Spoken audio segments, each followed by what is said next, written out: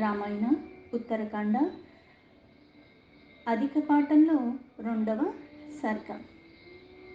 ఇక్కడ శునకం ఏదైతే శ్రీరాముడి దగ్గరికి వచ్చిందో దానికి న్యాయ విచారణ చేయటం గురించి చెప్పబడింది. శ్రుత్వా రామస్య వచనం లక్ష్మణస్త్వరితస్తథా స్వానం ఆహూయ మతిమాన్ రాఘవాయ న్యవేదయత్. కార్యార్థే వచ్చిన ద్వారం దగ్గర శునకం తప్పితే వేరే వాళ్ళు ఎవరూ లేరు. అందరూ చాలా సంతోషంగా ఉన్నారు, ఎవరూ లేరు. అయితే వచ్చిన శునకాన్ని లోపలికి ప్రవేశించమంటే రాజాజ్ఞ లేకుండా నేను అనుమతి ఇవ్వకుండా లోపలికి ఎలా వస్తాను, ఆయన అనుమతిస్తే వస్తాను అంటుంది. లక్ష్మణుడు వెంటనే కార్యార్థమై వచ్చిన ఆ శునకం గురించి ఆ రాముడికి నివేదిస్తాడు. నివేదించిన తర్వాత దాన్ని తీసుకురమ్మని రాముడు ఆజ్ఞాయిస్తాడు. అంతటా బుద్ధిమంతుడైన ఆ లక్ష్మణుడు రాముడి ఆదేశాన్ని పట్టుకుని త్వరగా అక్కడికి వెళ్ళడం, ద్వారం దగ్గర ఉన్న ఆ శునకాన్ని ఆ రాముడి దగ్గర ప్రవేశపెడతాడు. దృష్ట్వా సమాగతం స్వానం రామో వచనమబ్రవీత్ వివక్షితార్థం మే బ్రూహి సానమేయ నతి భయం. రాముడు కార్యార్థి అయి తన దగ్గరికి వచ్చిన ఆ శునకాన్ని, శునకమా నువ్వు నిర్భయంగా నీ విషయం ఏంటో నాకు వివరించు అన్నాడు. అథ అపశ్యత తత్రస్థం రామం స్వాభిన్నమస్తకః తతో దృష్ట్వా స రాజానం సానమేయ అబ్రవీత్ వచః. రాముడు అలా చెప్పగా శిరస్సు ఇలా దెబ్బతిని ఉన్న ఆ శునకము శ్రీరాముని చూస్తూ ఇలా విన్నవించుకుంటుంది. రాజైవ కర్త భూతానాం రాజా చైవ వినాయకః రాజా సుప్తేషు జాగర్తి రాజా పాలయతి ప్రజాః. ప్రభు, సమస్త ప్రాణులకి రాజే కదా సర్వాధికారి. ఇప్పుడు ఆ రాజ్యంలో ఉన్న ప్రతి దాని మీద అధికారం కలిగి ఉన్నవాడు ఆ రాజు. అందులో జీవులు ఉన్నారు, మనుష్యులు ఉన్నారు, అన్నిటికీ. ఎలా అయితే మనకు ఇప్పుడు కొన్ని అపార్ట్మెంట్లో కామన్ ఏరియా అంటాం. ఈ కామన్ ఏరియా ఎవరిది? అందరిది కదా అని నా ఇంట్లో ఉన్న సామాను నేను వాడేసుకుంటానని ఇవన్నీ నేను అక్కడ పెట్టలేను. అంటే నలుగురికి కావాల్సింది. అలాగే అక్కడ నలుగురు అధికారం కలిగి ఉన్నవాళ్ళు, అంతేగాని నా ఇంట్లో వాడుకున్నట్టుగా నేను అక్కడ వాడుకోవటానికి కుదరదు. నలుగురికి సంబంధించింది ఏదైనా చేసుకోవటానికే తప్పితే నలుగురు అటు ఇటు తిరగటానికి, ఇక్కడ ఎందుకు వచ్చావు, ఇక్కడ ఎందుకు ఉన్నావు అని ఎవరిని అడగటానికి ఎవరికి హక్కు ఉండదు. రాజ్యంలో అక్కడ జీవరాశులైనా ఏదైనా సరే అందరి మీద అధికారం. మనుషులకు ఎలా అయితే బాగోగులు చూసుకుంటున్నాడో అక్కడున్న జీవులు బాగోగులుగా చూసుకోవాల్సిన వాడు రాజే.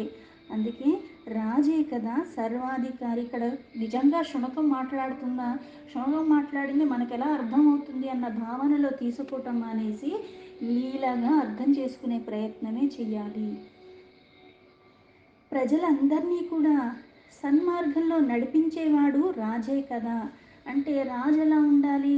తన ఆచరించటం, ఇతరుల ద్వారా ఆచరింప చేయటము. మార్గాన్ని తప్పుగా వెళ్తున్నప్పుడు వాడిని శిక్షిస్తానో ఏదో ఒకటి చెప్పి మళ్ళీ సన్మార్గంలో నడిపించటం అనేది రాజు యొక్క కర్తవ్యం. అందుకే ఇక్కడ ఇది రాజు యొక్క కర్తవ్యం కదా. ప్రజలు అమాయక స్థితిలో ఉంటే ఆ ప్రభు ఇంకా జాగ్రత్తగా వాడిని పరిపాలిస్తుంటాడు. అంటే ఇప్పుడు నాకు నువ్వు ఆధారమని నేను ఎప్పుడైతే నీ మీద ఆధారపడి ఉంటానో, అలాగే రాజు కూడా అంత పక్షపాత ధోరణి లేకుండా ధర్మం పరంగా ఉన్న వాళ్ళని, లేని వాళ్ళకని, లేకపోతే వీళ్ళు నాకు అనుకూలమని వీళ్ళు నాకు అనుకూలంగా లేరు, లేకపోతే వీళ్ళతో నాకు పని ఉంది వీళ్ళతో నాకు పని లేదన్న భేదభావాలు ఎక్కడా లేకుండా సామరస్యంగా తప్పు తనవారు చేసినా ఎవరు చేసినా ఆ తప్పుకి తగ్గ శిక్ష అన్నది పడవలసింది. ఇలా పక్షపాత ధోరణి లేకుండా రాజు అక్కడ ఉన్న వాళ్ళందరినీ చూసుకుంటూ ఉంటాడు. అలాగే ప్రజలు కాస్త ఎక్కడైనా అవస్థకి లోనవుతుంటే ఆ అవస్థకి కారణం తెలుసుకుని దాన్ని నిర్మూలించేవాడు కూడా రాజు ఒక్కడే. రాజా కర్తా చ భోక్తా చ సర్వస్య జగతః పితా రాజా కాలో యుగం చైవ రాజా సర్వం ఇదం జగత్. ప్రజలందరినీ కూడా మంచి చెడ్డలు వాళ్ళ బాగోగులు అన్నీ చూసుకునేవాడు రాజు. వారిని రక్షించే భారం కూడా రాజుదే.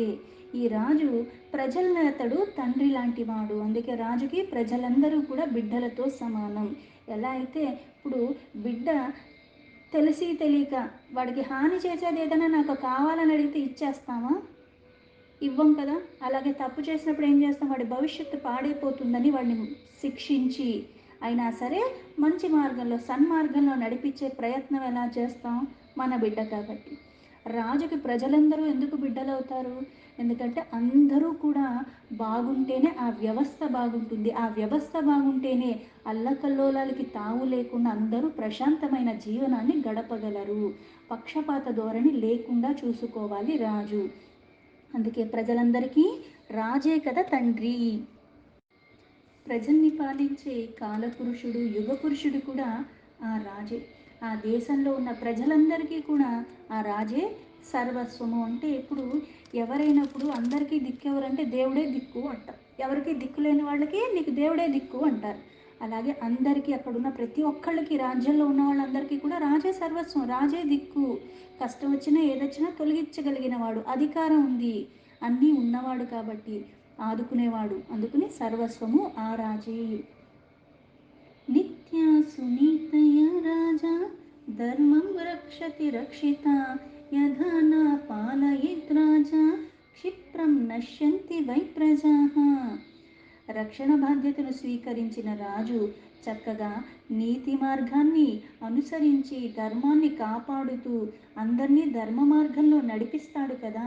రాజు యొక్క ప్రజాపాలన కుంటి పడకుండా ఉండేలాగా చూసుకోవాలి. అది కుంటిదైపోతే ఎలాగైతే ఒక టేబుల్ ఉందనుకుంటా, ఒక కాలు ఇరిగిపోతే అది నిలబడుతుందా? నిలబడదు. అలాగే ఆ వ్యవస్థలో అన్నీ బాగుంటేనే ఆ పరిపాలన బాగుంటుంది. దాన్ని కుంటి పడనివ్వకుండా చూసుకోవాలి. లేకపోతే అందరికీ ఇక్కట్లు వస్తాయి, కష్టాలు వస్తాయి. ధారణాధర్మ ఇత్యాహుః ధర్మేణ విధృతాః ప్రజాః యస్మాద్ ధారయతి సర్వం త్రైలోక్యం సచరాచరం. జగత్తును ధరించే అంటే కాపాడేది కావున దాన్ని ధర్మం అని అంటారు కదా. ఆ ధర్మం అంటే అర్థం ఏంటి? నాకో ధర్మం నీకో ధర్మం కాదు. కాకపోతే ఈ ధర్మం ఎలాంటిది? నేను ఇంట్లో ఉంటే ఒకలాగా ఉంటాను, ఆఫీస్కి వెళ్తే ఒకలాగా ఉంటాను. అంటే దానికి తగ్గట్టుగా ఆ ప్రదేశానికి, ఆ సమయానికి, ఆ సందర్భానికి తగ్గినట్టుగా నడుచుకోవటం. పైగా దీనివల్ల ఎవరికి బాధ కలగకుండా నలుగురికి మంచి చేసేదై ఉండటమే ధర్మం. అందుకే ఆ కాపాడేటి ధర్మం కదా. చరాచర అంటే కదిలేవి కదలలేనివి సకల ప్రాణులకి కూడా ముల్లోకాల్లో కాపాడేది ఆ ధర్మమే కదా. ఆ ధర్మమే ప్రజల్ని అంటే నువ్వు ధర్మాన్ని రక్షిస్తే ఆ ధర్మమే నిన్ను కాపాడుతుంది అంటారు. దానికి మూలం అన్నిటికీ ధర్మం కదా. ధారణాద్విషాం చైవ ధర్మేణ రంజయన్ ప్రజాః తస్మాత్ ధారణమిత్యుక్తం సధర్మ ఇతి నిశ్చయః. రాజు ధర్మాన్ని అనుసరిస్తే అతని శత్రువులు అణిగారిపోతారు. ఎందుకంటే తిన బలం పుంజుకుంటూ ఉంటుంది. ఈ ధర్మ కారణంగా అందరికీ ఎప్పుడైతే పక్షపాతం లేకుండా ఉన్నప్పుడు ఇంక శత్రువు ఉన్నవాడు ఉండే అవకాశం ఉండదు. ఈ బలం అంత ఉన్నతంగా అయిపోతూ ఉంటుంది. ఈ బలానికి భయపడి కూడా శత్రువు రావడానికి భయపడతాడు. ఇప్పుడు నా చుట్టుపక్కల ఉన్న వాళ్ళే నన్ను వెన్నుపోట పోవడానికి రెడీగా ఉన్నప్పుడు నేను కూడా అదే ధోరణిలో అధర్మంగా ఉండి నాకు నచ్చినట్టుగా వ్యవహరిస్తూ ఉన్నప్పుడు అది తొందరగా పడిపోయే అవకాశం ఉంది. ఆ రాజ్యం కానీ అధికారం కానీ అన్నీ. అందుకే ప్రభు యొక్క పాలన ప్రజల్ని ఆనందింపచేసేలాగా ఉండాలి. అందుకే ఆ ధర్మమే దుష్ట శిక్షణకి మూలమవుతుంది. శిష్టుల్ని రక్షించటము తిరుగులేని సాధన అవుతుంది. ఏస రాజాన్ పరో ధర్మ ఫలవాన్ ప్రేత్య రాఘవ నహి ధర్మాద్ భవేత్ కించిత్ దుష్ప్రాపమితి మే మతిః. దానం దయా సతాం పూజా వ్యవహారేషు చ ఆర్జవం ఏష రామ పరో ధర్మ రక్షణాత్ ప్రేత్య చేహ చ.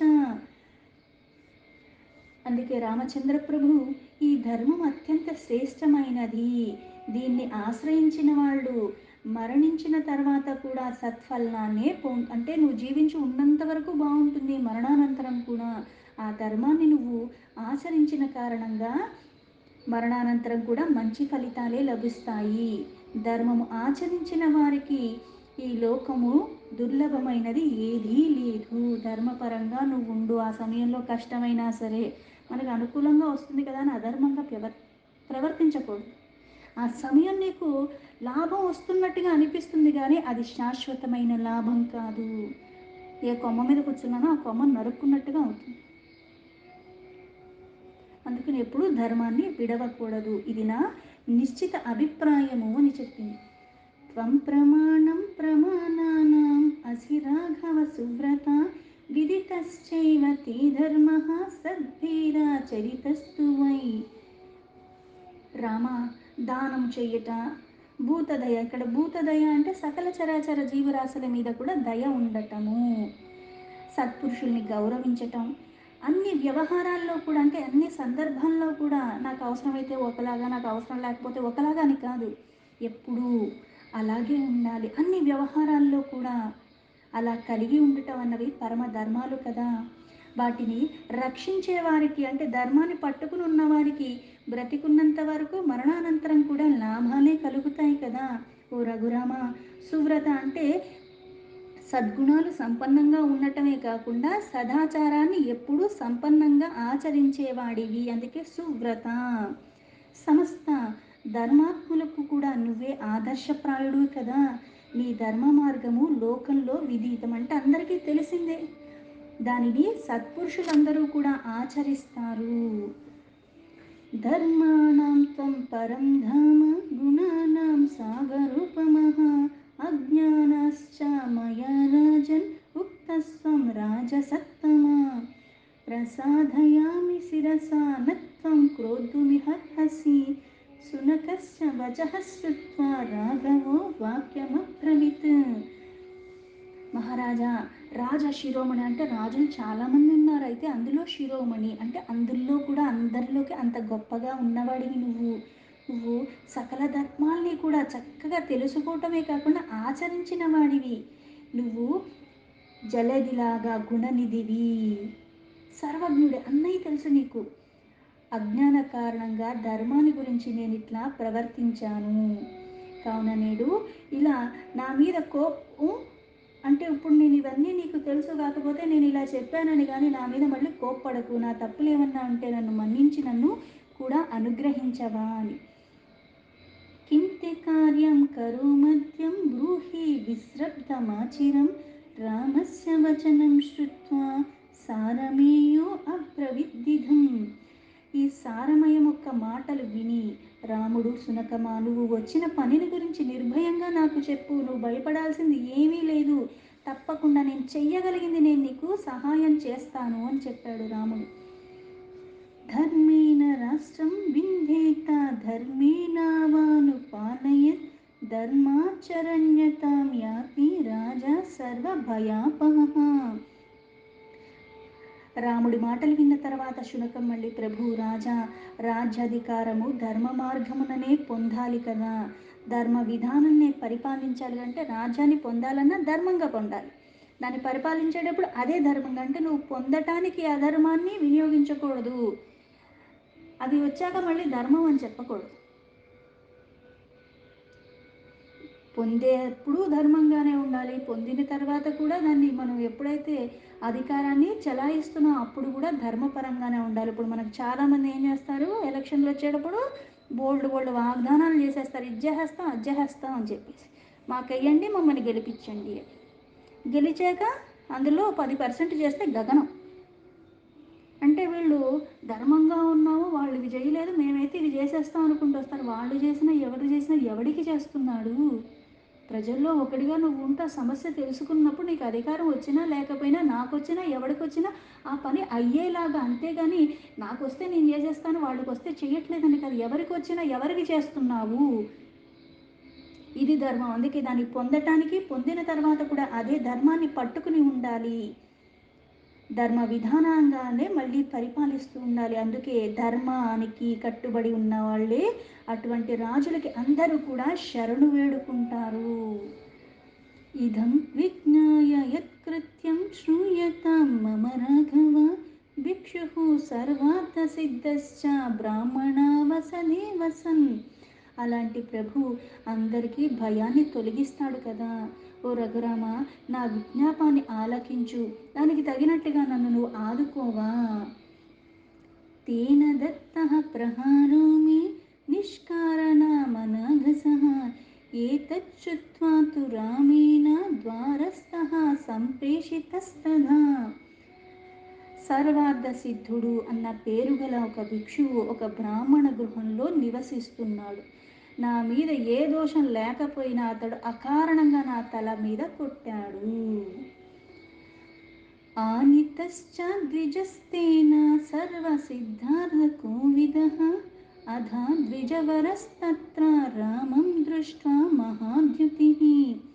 కిం తే కార్యం మయా రామ తత్బ్రూహి త్వం మమానఘా ఏవముక్తస్తు విప్రేణ రామో వచనమబ్రవీత్. అంటే ఇక్కడ ఎప్పుడూ భిక్షాటన చేసుకునే ఆ బ్రాహ్మణ గృహంలో నేను నివసిస్తూ ఉంటే నాకు ఏ దోషం లేకపోయినా సరే అకారణంగా నా నెత్తి మీద ఆయన కొట్టాడు. ఈ మాటలు విన్నంతనే రాముడు ఆ భిక్షువు కొరకే ద్వారపాలకుని పంపించేశాడు అన్ని తప్పించమని. అతడు కోవిదుడైన సర్వార్థ సిద్ధుడని ఆ బ్రాహ్మణ్ణి తీసుకుని వచ్చారు. తర్వాత మహాతేజస్వి అయిన ఆ విప్రోత్తముడు శ్రీరాముణ్ణి దర్శించి, ఓ పుణ్యపురుషుడా, నేను చెయ్యవలసిన కార్యాన్ని గురించి దయతో నాకు చెప్పండి అని అడిగాడు. తర్వాత శ్రీరాముడు ఆ విప్రుడితో మళ్ళీ ఇలా మాట్లాడాడు. త్వయా దత్తః ప్రహారోయం సారమేయస్య వైద్విజ కిం తవాపకృతం విప్ర దండేన విహతో యతః. ఓ ద్విజోత్తమ, నువ్వు కర్రతో ఈ సునకం తల మీద కొట్టావు. అయితే విప్రుడా, అట్లా కొట్టడానికి ఇది నీకు చేసిన అపకారం ఏంటి? క్రోధము ప్రాణముల్ని తీయునట్టి శత్రువు. పైకి మిత్రుడుగా కనిపిస్తుంది కానీ అది శత్రువులాగా హాని చేస్తుంది. అంటే ఎవరికి చేస్తుంది? నాకు కోపం వస్తే వేరే వాళ్ళకి హాని చేయటం కాదు, నాకు నేను హాని చేసుకుంటున్నానన్నది వాస్తవం. క్రోధ ప్రాణహర శత్రు క్రోధో మిత్రముఖో రిపు క్రోధహ్యాసిర్మహాతీక్షణ సర్వం క్రోధాపకర్షతి. ఈ కోపము అందుకే మనకి అరిషట్ వర్గానికి సంబంధించిన కామ క్రోధాసు. ముందు కోరిక వస్తుంది, తర్వాత క్రోధం వస్తుంది. అంటే నీకు నచ్చింది దొరకకపోతే ఒకలాగా, నచ్చింది దొరికినా నేను అనుకున్నట్టుగా అది లేకపోతే ఇంకోలాగా, నాకు దక్కలేదు సరికదా ఇంకోటికి దక్కిందంటే ఇంకోలాగా, నాకు నచ్చినట్టే అందరూ వ్యవహరించాలి అంటే ఒక కోరిక వచ్చిన తర్వాత ఆ కోరికని నువ్వు అణుచుకోగలిగితే ఒక రకంగా ఉంటుంది, లేకపోతే దానికి అలాగే నువ్వు బానిస అయిపోయినట్టుగా ఉంటే ఏమవుతుంది? క్రోధానికి తీసుకెళ్ళిపోతుంది. ఈ 6 వికారాలు వచ్చి కూర్చుంటాయి: కామ, క్రోధ, లోభ, మోహ, మద, మాత్సర్యాలు. అందుకే క్రోధము చాలా పదునైన ఖడ్గం వంటిది. పక్కనోడికి హాని చేస్తున్నావు అనుకుంటాం కానీ దానివల్ల నీకు ఎక్కువ హాని జరుగుతుంది. ఇది మనలో ఉన్న సకల సద్గుణాల్ని కూడా హరించి వేస్తుంది. అందుకే మనుష్యులు ఎంతగా తపస్సు చేసినా, ఎన్నెన్ని యాగాలు ఆచరించినా, పుష్కలంగా ఎన్ని దానాలు చేసినా సరే క్రోధం వల్ల అవన్నీ కూడా నిష్ఫలమైపోతాయి. 100 ఏళ్ళు కష్టపడి నేను తపస్సు చేశాను, ఇంకోటి చేశాను, 100 క్రతువులు చేశాను, ఒక పుణ్యాన్ని సంతరించుకున్నాను. ఇక్క క్రోధం వల్ల ఇంతే చేశాను కదా, ఇంతే అన్నాను కదా, ఒక్కడనే కదా కొట్టాను అని అనుకుంటాం, ఒక్కడనే కదా తిట్టాను అని అనుకుంటాం. ఈ సమస్తము వెళ్ళిపోతాయి. ఇది వెళ్ళిపోతాయి అన్న జ్ఞానం ఉన్న ఈ క్రోధానికి నువ్వు అలవర్చుకోకుండా ఉండేలాగా నియంత్రణ అన్నది నీకు రావాలి. నీ జ్ఞానేంద్రియాలు, కర్మేంద్రియాల, మనస్సు, బుద్ధి, చిత్తం అన్నది ఎప్పుడైతే ధర్మాన్ని పట్టుకోవటం కాదు, స్థిరత్వంతో ఉండాలి, చంచలత్వానికి లోనవ్వకుండా ఉండాలి. అందుకే యాగాలు, యజ్ఞాలు ఎన్ని చేసి ఉన్నా సరే, పుష్కలంగా దానాలు చేసి ఎంత పుణ్యాన్ని నువ్వు తపస్సు చేసి అన్నీ చేసినా సరే క్రోధం రానంత వరకే. క్రోధం వల్ల మళ్ళీ అవన్నీ కూడా నశించిపోతాయి, నిష్ఫలమైపోతుంది. తపతే యజతే చైవ యచ్చదానం ప్రయచ్చతి క్రోధేన వై సంహరతి తస్మాత్ క్రోధం విజర్జయేత్. ఇంద్రియాణం ప్రదుష్టానాం హయానామివ ధావతాం కుర్వీత ధృత్యా సారథ్యాం సంహృత్యేంద్రియ గోచరం.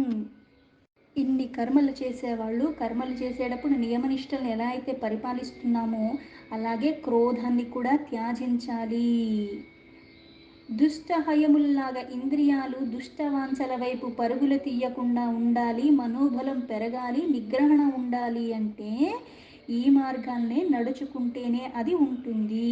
క్రోధాన్ని జయించగలిగితే సర్వాన్ని జయించినట్టే. ఇప్పుడు క్రోధాన్ని జయించటం అంటే ఎలాంటి ఎప్పుడు దేని మీద కోప్పడకపోవటం అన్నది కాదు.